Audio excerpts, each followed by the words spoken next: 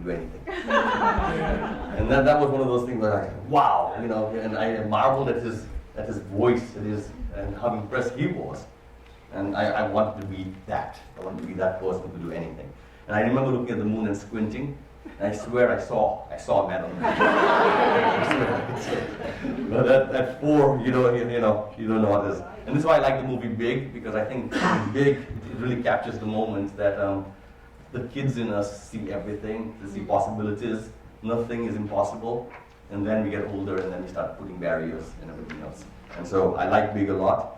And I want all of you guys to think about big all through your lives. Think big. And if you think big, then you get big projects and you do big things. All right. Just a quick background. I've been doing innovation. I'm actually, that's where I started. And now I actually help people with innovation management. But I started off as an innovator.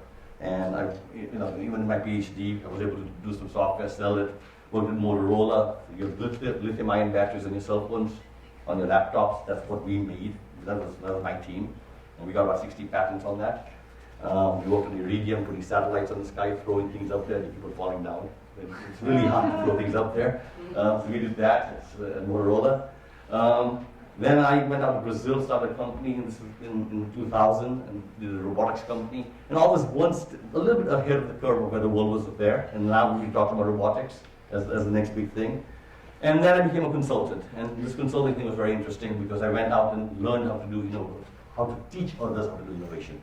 And worked at LG, worked at Samsung, worked at Hewlett Packard, worked at Coke, Pepsi, you name it, across the globe. So what I want to share with you is basically from a management consultant's perspective, how do you drive innovation?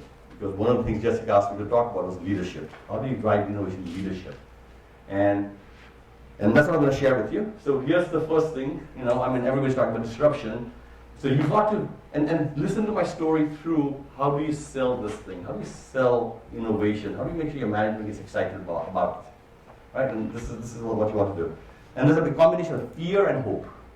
In every conversation, you must offer fear and hope. So the fear is this. Guys, do you want to be one of these companies? And Motorola is one of them. I worked at the greatest company and it's gone. And 40 years is how long it took for those companies to really get to the peak and then disappear, right? It's a shame. And Blockbuster, and you can even imagine, Google could be gone for, you can't believe it. But when I was at Motorola in the 90s, we were the Apple and the Google during that decade. We were an awesome company, right? And we're gone. So how fast this happens, and you should be worried. And the worst thing now is time's even moving faster because of the digital transformation, internet and everything else. And because consultants are everywhere, moving jobs, information moves even quicker than that, the speed at which companies can disappear is even faster. Now, none of this thing is new to you guys. Well, this is obviously clear. You guys all understand this thing. But the main point over here is even if you knew innovation was important and change was important, now you can move even faster. And the time you have is even less. And then that's the real issue over here, right? So, in this world, how do you actually figure out what to do?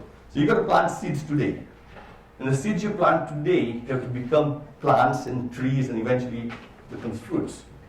And those fruits are the ones that are going to close the gap because your business is going to go in decline if you don't pay attention to the change. Competition comes, you get disrupted, and your business will be in decline.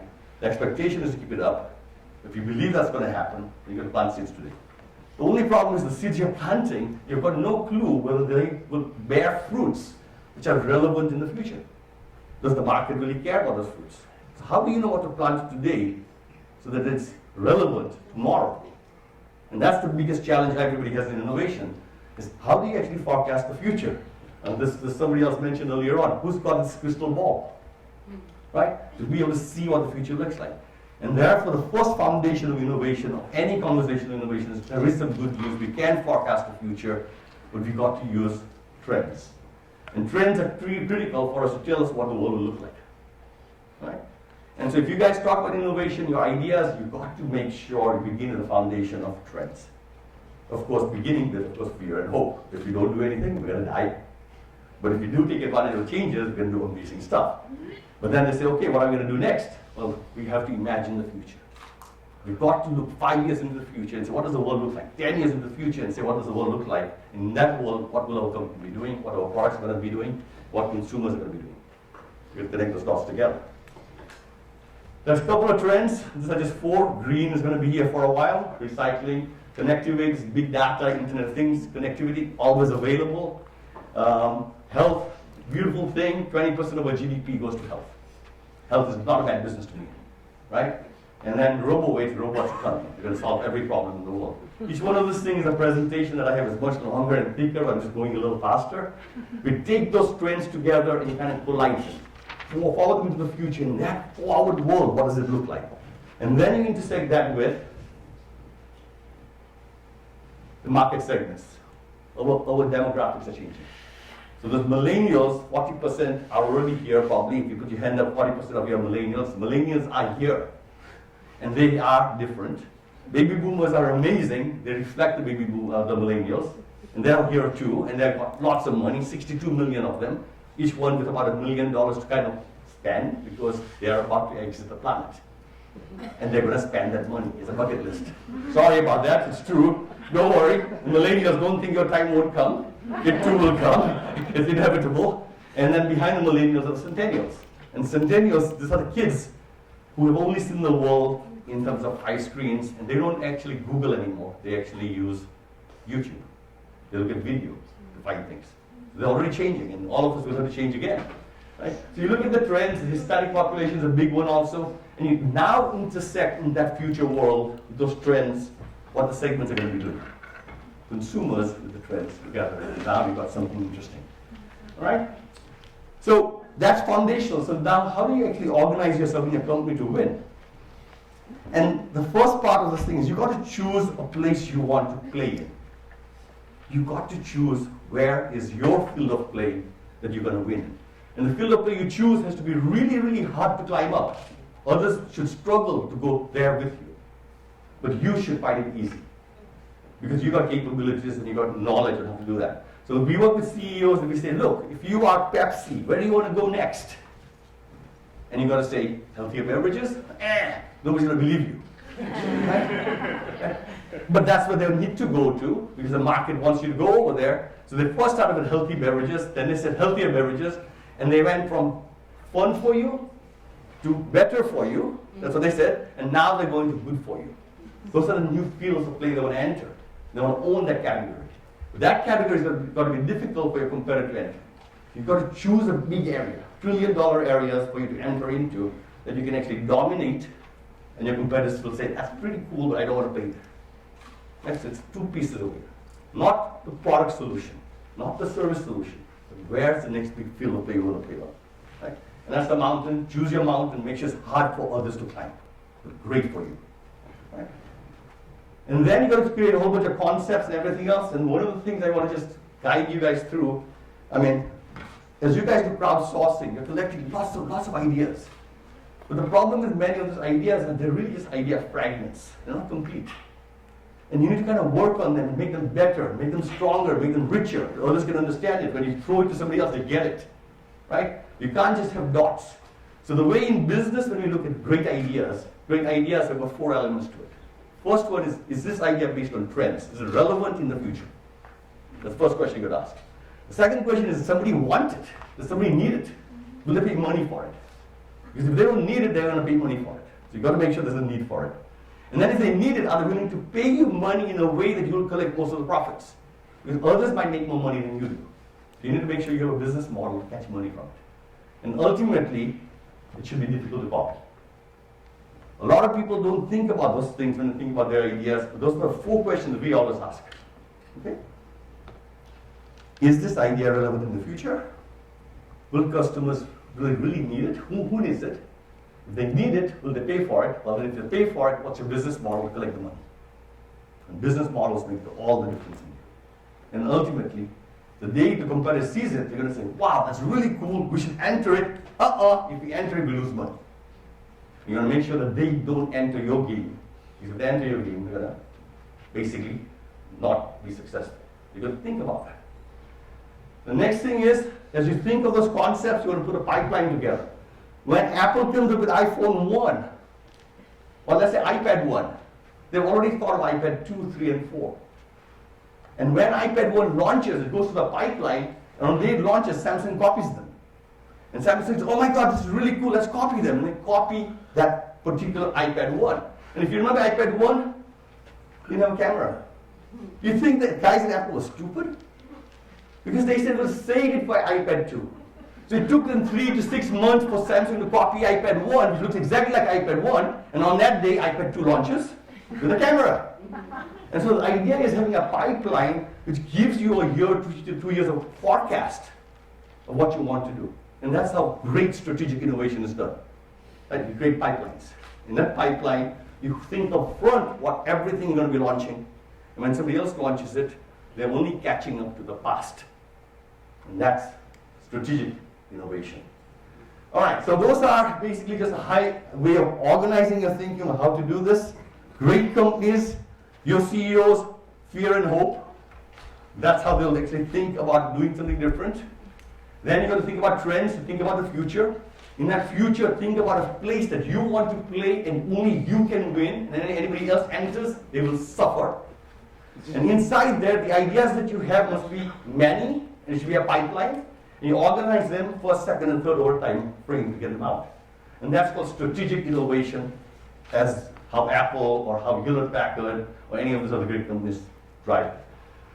Now, we've got to get a language in here. How do you get those big ideas? How do you get big ideas? How do you come up with that? Right. And this comes back to what Rob and Idea Scale and others do.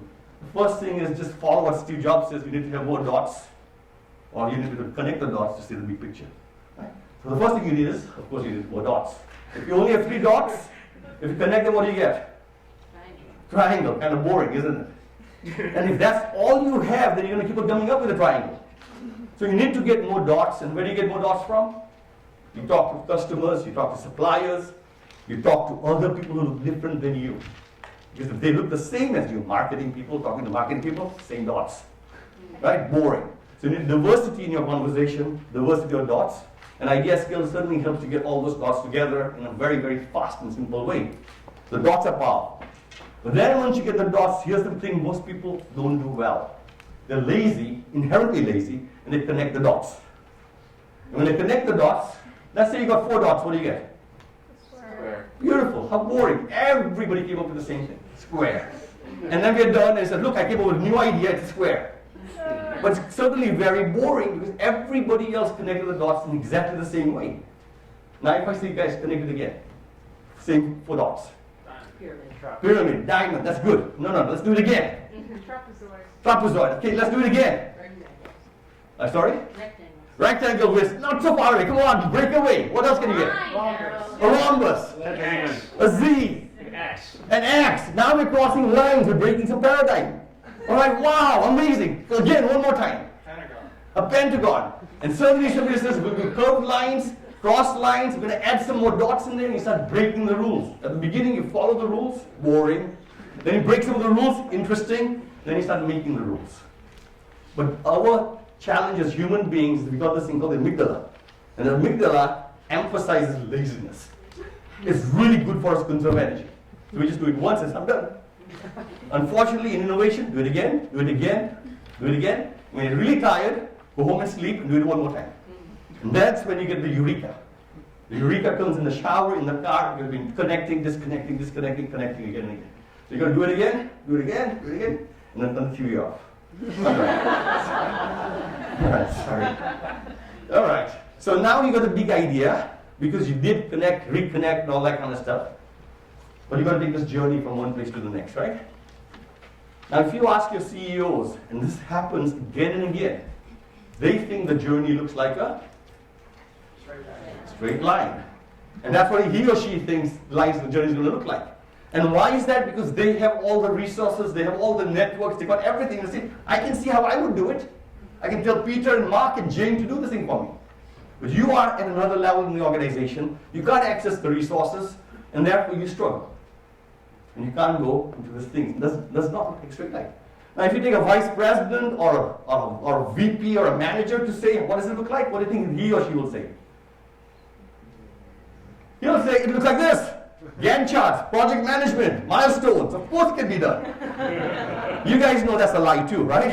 That's not how this journey looks, right? But this is how he would do it. And the real journey is that, and you guys all know this. We saw the picture previously that was shown on the valleys and everything else. That certainly is what the journey looks like. And in this journey, who are you going to take with you? What kind of people will you take on a journey like this? Imagine you're at the Amazon forest. You're the first people to actually been told you're going to cross across the Amazon. You've got a team of 3 people, 4 people. So let's go. You got your backpack, you got your axe, you got a gun, you got some food or something, and you start marching. What kind of people do you want on your team? Experts. You want people with some expertise. Agile. Agile thinkers. The word agile is good. I like that. Local. Yeah, locals, partners. But the leader needs to remain with the goal in mind. He's got to be passionate. He's got to be persistent. He's got to be patient. And the team that he brings along, you need diversity in there because you don't know if you run into a mountain or a valley. You don't know if you get beaten by a snake or not. Right? You don't know what you're going to come up with. You need diverse people who are can-do, problem solvers, optimistic, and all this kind of things.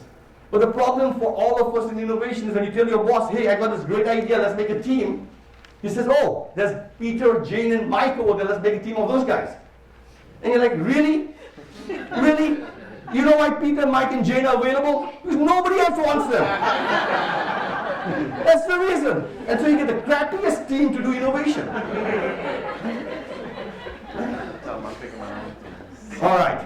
So on this journey, you guys know left turns. Taking a left turn is a requirement. Not knowing whether the left turn is a right turn is correct or not. And then you find it's a wrong turn, you come back and take a right turn, and then you might find the right way to do it. But you have to make wrong choices again and again to learn what the right choices are. And then the second or the third team comes behind you. The second and third team look like a straight line. Because they know there's a roadmap on how to do it. So it's a journey of exploration. Right? So you got to do this. So these are the 2 challenges. How do you come up with big ideas? You need more dots. You need to be able to connect the dots. Right? And then you're going to go through this journey, and this is the squiggly lines. I'm trying to write a book on dots and squiggly lines. I don't know if that's going to be interesting or not. Right? So let me share some stories with you.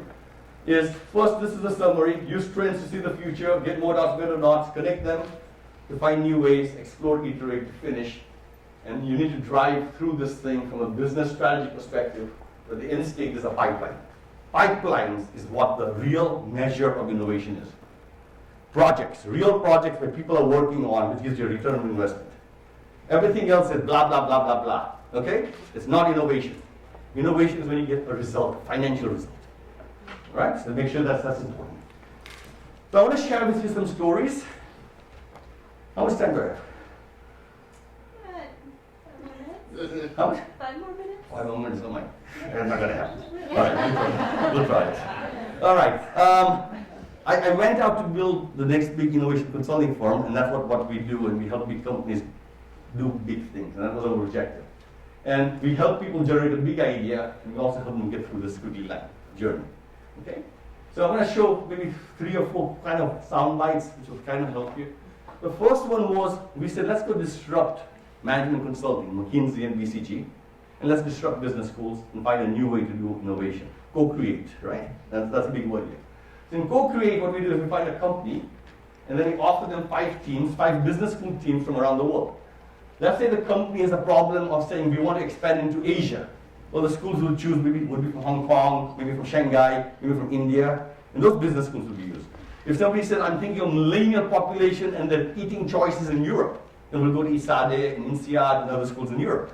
But we can choose any schools you want. 5 teams helping companies do this. We've done this with over, I think, about 600 companies over the last 8 years. And I just want to share some learnings on that. How do you get a CEO on this side to drive 5 student teams to get you a good result? And at the end of 8 weeks, good results are being presented. And that's the challenge. It's an open innovation type of challenge. How do you do it?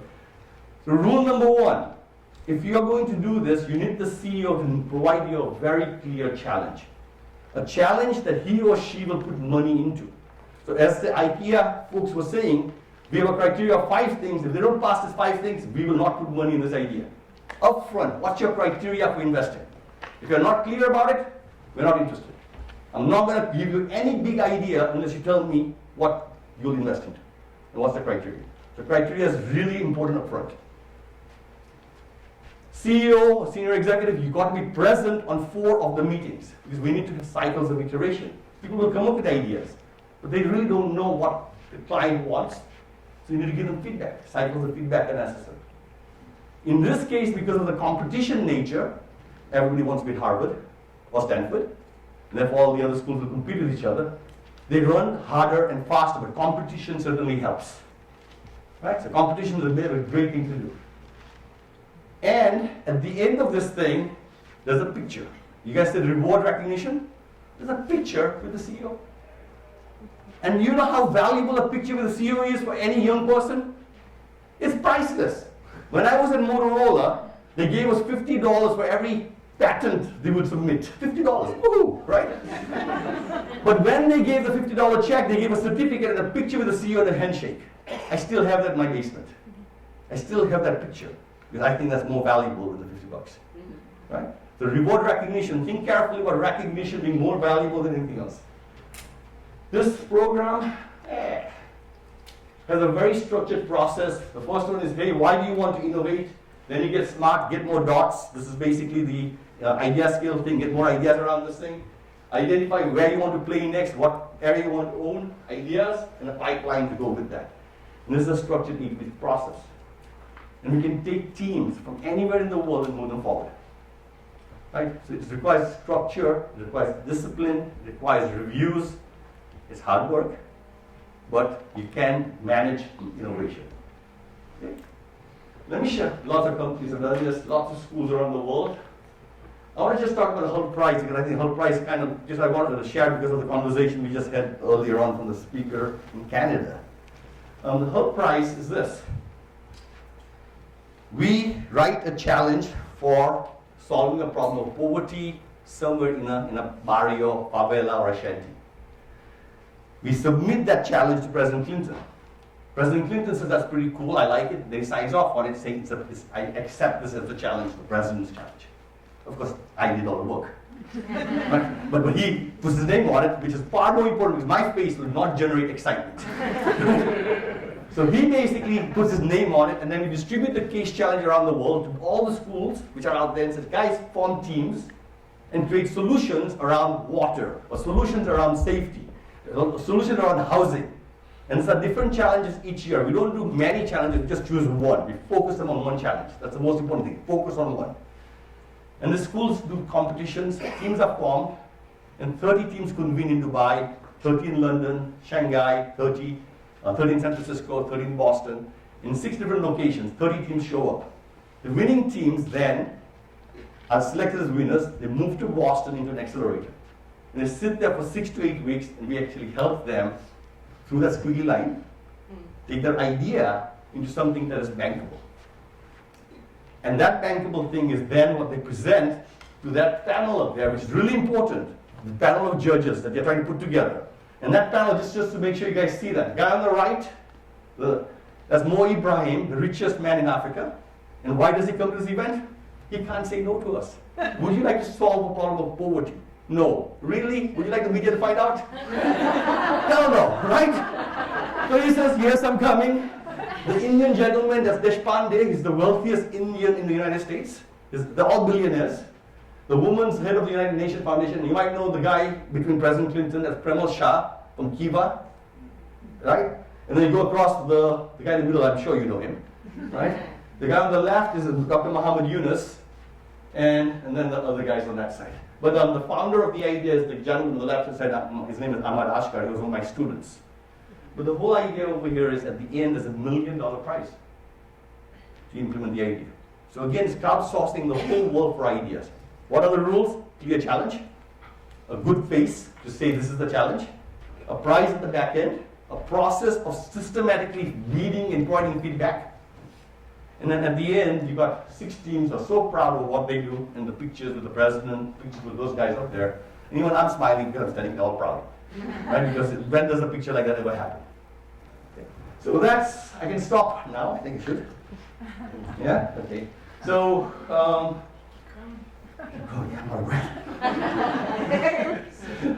One last thing is just a squiggly line thing. We have taken 400 companies across from beginning to end, from idea to commercialization. And And in this, the same sort of challenge is put in place, teams, the competition, working 400 companies all at one time. But the focus is lean, as you guys call it, we call it agile. But I like what IKEA had said.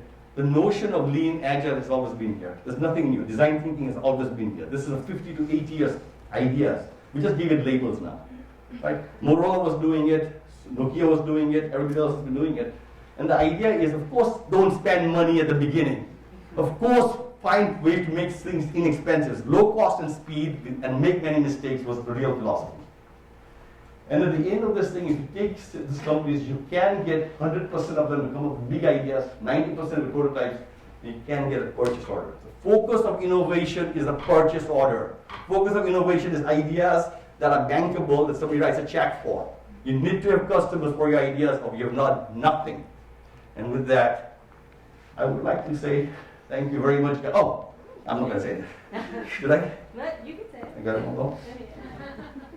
One last thing that we learned when we work in big companies is when the consultants leave, the energy and the momentum of consultants pushes organizations. McKinsey has access to the CEO, and that's the number one project the company is going to work on, and everybody works on it. And when the consultants leave, now everything slows down. And this was our experience on innovation initiatives that we put in place. We built innovation organizations, chief innovation officers, software, hardware, everything was put in place and looked awesome while we were there. And then we left. And it doesn't. So we asked, why did that happen? And I think the real problem is we push it from the top, but we don't actually educate the bottom or the middle levels. And so we started basically saying, like, can we train people on innovation in the hundreds in organization? Train hundreds of people at the bottom, so they're all saying design thinking, or they're all saying dots and more dots and connect the dots, or they're all saying squiggly lines, and we get common language amongst everybody. And once a common language becomes real, then we can make it happen. In marketing, everybody knows segment, target, positioning. Everybody knows the 4 Ps, because Kotler at Kellogg taught us that. In strategy, everybody knows where to play, how to win, in the 5 forces, because Michael Porter made that a global standard. We need a global standard in innovation also. And we don't have that. And so we've been driving the standards with certificates, and now we're training hundreds of people. Over the last year, we've trained about 6,000 people, and you can see that it sticks. People put the certificate on the wall, and they tell, I have the right to practice. So with that, I'm going to stop. You guys, thank you very much. It was a pleasure being here. I want to thank you, Rob, for having me here.